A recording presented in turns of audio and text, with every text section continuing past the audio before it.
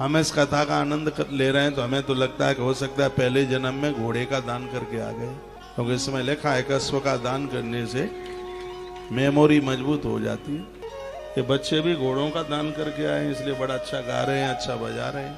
अश्वदानम ध्वजा सृष्टाय, अश्वदानम ध्वजा सृष्टाय करोति महाशय। गंधर्व राजत्व, गंधर्व लोक में पहुंचते हुए वह संगीत में प्रवीण होते हैं, उनको आशीर्वाद मिलता है।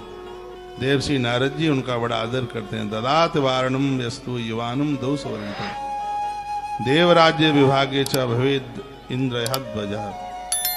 फिर कहा सालिग्राम शिला दानम यो ददात दुजाता। जो लोग सालिग्राम शिला का दान करते हैं, सुन लो, जो लोग सालिग्राम शिला का दान करते हैं, सालिग्राम शिला का दान जिनके द्वारा हुआ है, तो सालिग्राम शिला ये तस्मातम कोटि गुणम लवेत, वह जिन्होंने सालिग्राम भगवान का दान किया। लिख लें, यह श्लोक है 125 नंबर का 126 नंबर का श्लोक है।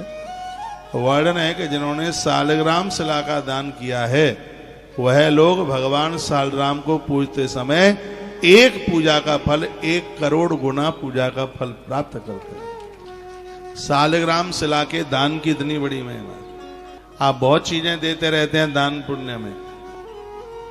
बेटी का कन्यादान कर रहे हैं, उसको लड्डू गोपाल दो, लोगों को पूजा पाठ की चीजें दो, चंदन बांटा करो। आप देखो कैसे गरीबी रहती है, रहेगी नहीं। चंदनम महत पुण्यम सर्व पाप प्रणाशनम आपदाम अपहर्तारम लक्ष्मी तिष्ठति सर्वदा। ये चंदन के दान की महिमा है। किसी को धूप बत्ती दो, ये बत्तियां आती हैं बाजार से, रुई की बनी हुई बत्ती, पैकेट के पैकेट आते हैं, इसके दान की बहुत बड़ी महिमा है। मंदिरों में जाते हैं, घी के डिब्बे में डुबो, डिब्बा पूरा का पूरा मंदिर दे के आ जाओ, मंदिर में दे के आ जाओ। बातें छोटी छोटी सी हैं लेकिन इनके प्रभाव बहुत ज्यादा है।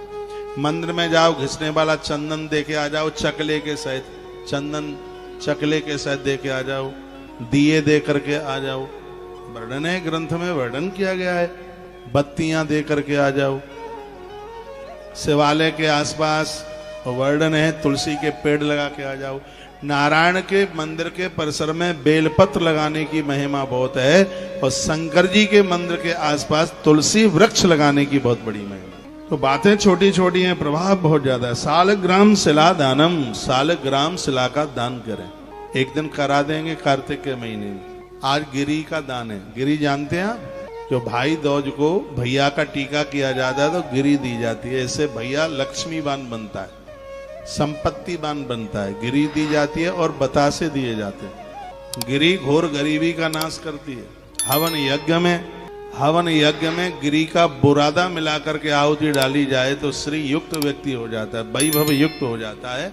और उसके मिष्ठान बना करके यदि ब्राह्मणों को खिलाया जाए तो देवता पितर शीघ्र ही प्रसन्न हो जाते हैं। तो आज यहां से अनाउंस हुआ है गिरी के दान का पूरा का पूरा। अब आप 15 दिन सीधाम वृंदावन में आओगे तो रोजाना आपको खोआ के संग गिरी का बुरादा डाल करके आपको रोज बर्फी खाने को मिलेगी। भंडारा चलेगा, हवन यज्ञ में तो होगा ही, लेकिन इसकी बहुत बड़ी महिमा है। पंचमेवा पूरी नहीं होती गिरी के बिना। पंचमेवा में गिरी को डाला जाता है। गिरी की इतनी बड़ी महिमा है, सूखे गट्टा में घी भर दो, आप घी भर दो और 1 साल उस घी को मथनिया में रख दो। 1 साल रख दो उसको, गट्टा को घी में भर करके वो मथनी में रख दो। मथनी जानते हो, मटकी मिट्टी की, ऐसा लग रहा है कि लंदन में जन्मे, पता नहीं आपको।